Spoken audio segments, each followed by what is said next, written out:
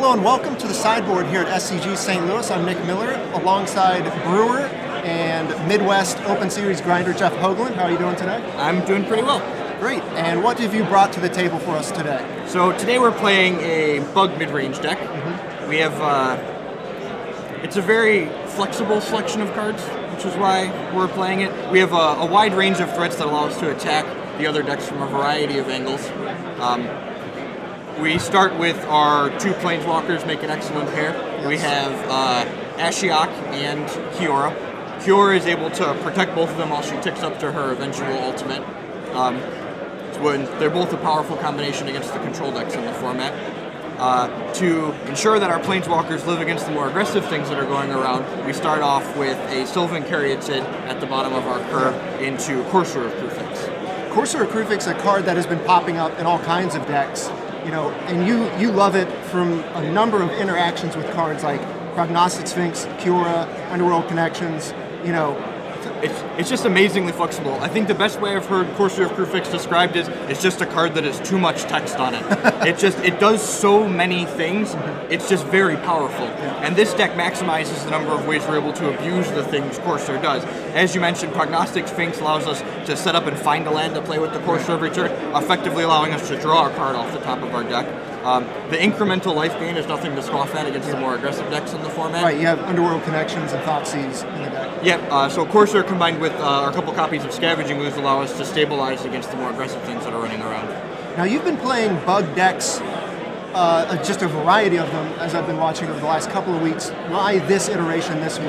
You know, the more Planeswalker-y. I guess we have the addition of Kiora. But you know, you're a huge fan of Ashiok as well. Yes, I think Ashiok's very powerful right now. She's very good against both the red-green monsters deck. She pluses and often finds a 4 or a 5 to immediately put into play from their deck, and she's unstoppable against the blue-white decks that aren't playing Downfall when you use her in conjunction with Abrupt Decay. Right. She just grinds out their library and eventually their hand as well.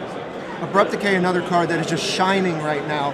You know, you can talk a little bit about your removal suite while you're running, you know, Ultimate Price because you have Abrupt Decay at your disposal. Yeah, exactly. So a lot of the mono black and the black-white decks have been supplementing their Heroes Downfall removal suite with Bile Blight. This deck, it doesn't have to play the Bile Blights in the main because we have Abrupt Decay to tag extra things like Frostburn Weirds and Night Veil Specters. So we're able to hedge against having a better green-red matchup by playing a full set of Ultimate Price in the main deck. And of course, you've got, you know, Pelucranos and Prognostic Sphinx to deal with troublesome creatures or just block profitably against, you know, Blood Baron and such. Yep. And Kiora is actually very good at dealing with Blood Baron. She takes up and up and up and makes sure it doesn't deal any damage or gain any life for them. Right. So you're number 9 in the Players' Championship race. What do you think about your odds, you know, going forward? And has Bug performed well enough for you to stick with it on the Open Series? I can foresee myself playing this deck. It's one of the decks I'm considering playing at the Charlotte Invitational next month. So I think it's very consistent and it just offers a flexible variety of cards. Similar to the Jund deck from last season, I think you can have a selection of cards to let you beat anything, just like we're Ultimate Price to beat the red-green, which is the big deck this week. Exactly. Now, sideboard, we have a couple of interesting options here. You've talked about Bile Blight, you know, that's in your board, but you also have Drown in Sorrow and a Mutavault. Explain the Mutavault and then, of course, the removal cards you have in your sideboard. So the Mutavault, like I said before we started, is easily the card I get the most questions about.